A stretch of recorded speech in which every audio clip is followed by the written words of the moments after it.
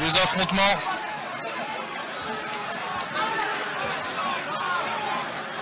C'est le service d'ordre qui se fait taper. Ah ouais. Ah ouais, alors là c'est le service d'ordre de la CGT. Ah ouais, c'est ce que je me dis, ouais. Donc là en fait ce que vous voyez c'est des affrontements. Là on assiste à des affrontements sporadiques entre manifestants en fait. Et ça c'est assez... ça pourrait être assez dangereux parce que si... si les manifestants commencent à... entre certains casseurs et les services d'ordre de la CGT. Et en fait non, c'est pas le service d'ordre de la CGT, en fait c'est bien la BAC. C'est bien la BAC. Et c'est pour ça que qu'ont lieu ces affrontements en fait. Tu peux arrêter de filmer? Non, non, j'arrête pas, je te filme pas, t'inquiète pas. Je filme en haut, y a pas de souci.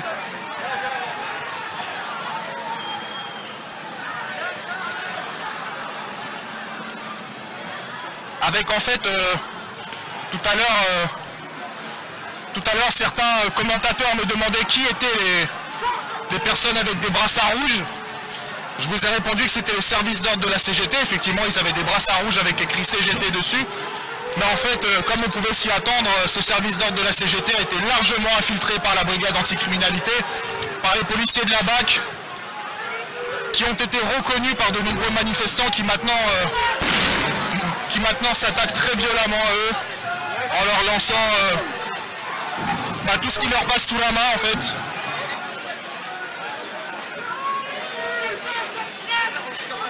Des poubelles, des bouts de bois, des bouteilles, des pots de fleurs qui ont été ramassés chez un fleuriste en fait. Alors on va contourner la petite parcelle.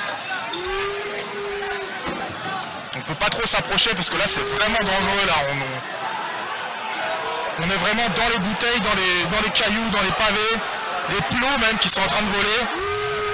Continuez de nous suivre, à partager sur les réseaux sociaux. Voilà, grenade de désencerclement.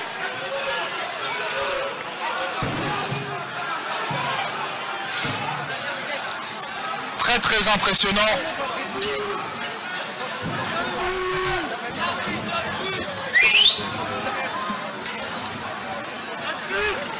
Très impressionnant ici avec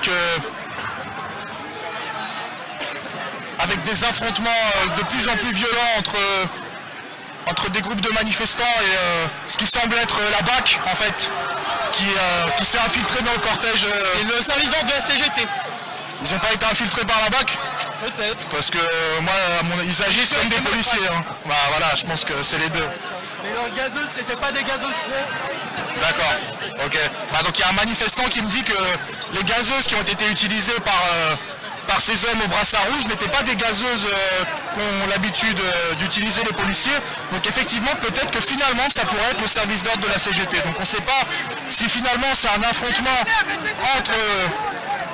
entre certains manifestants et d'autres manifestants, en fait, avec le service d'ordre de la CGT qui affronte... Pardon, excusez-moi, mademoiselle. Je viens de marcher sur les pieds de quelqu'un.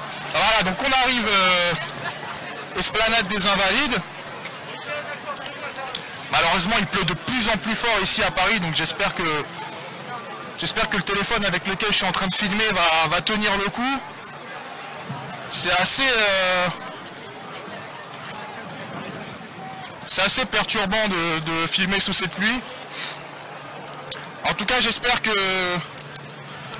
c'est le cas souvent dans de nombreuses manifestations où il y a des drones, des hélicoptères qui survolent des manifestations régulièrement.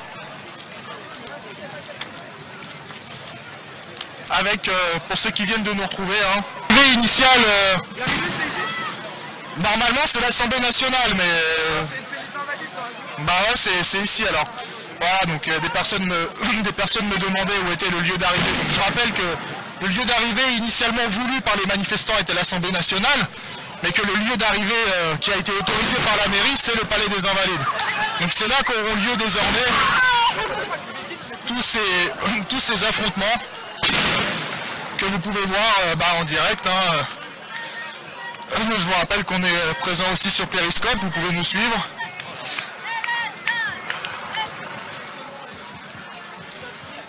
Avec toujours les gaz lacrymogènes massivement jetés par les forces de l'ordre. Alors pour ceux qui n'étaient pas là il y a encore quelques minutes, il y a eu des affrontements très impressionnants entre certains manifestants et ce qui semblait être alors soit le cortège, le service d'ordre de la CGT, soit les policiers de la BAC, en fait on ne sait pas trop. Il est possible que ce soit les deux en fait, que simplement des policiers de la BAC se soient infiltrés dans le cortège, faire un peu de tourisme, ça fait jamais de mal. Et en parlant de tourisme, les touristes justement ont l'air un peu subjugués devant le palais, ils se demandent ce qui se passe. Comme à chaque fois en fait qu'une manifestation a lieu depuis plusieurs semaines ici à Paris et dans les autres villes, dans les grandes villes de France. Alors là, je me demande comment ça va se passer, ça risque d'être un peu compliqué parce que vous voyez ça là. Voilà, ici, vous avez un trou avec un mur, vous avez une tranchée en fait avec un mur de plusieurs mètres de haut. Et une fois que les gens sont arrivés ici, ils n'ont pas d'issue. Ils ne peuvent pas continuer à courir tout droit. Ils sont bloqués ici, ils sont bloqués de l'autre côté.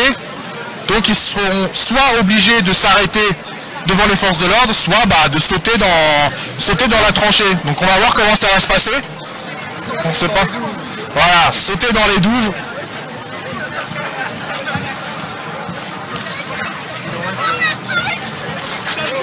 Et d'ailleurs, tu as une idée de qui c'était tout à l'heure Oui. C'était le service d'ordre, le service de sécurité de la CGT. D'accord.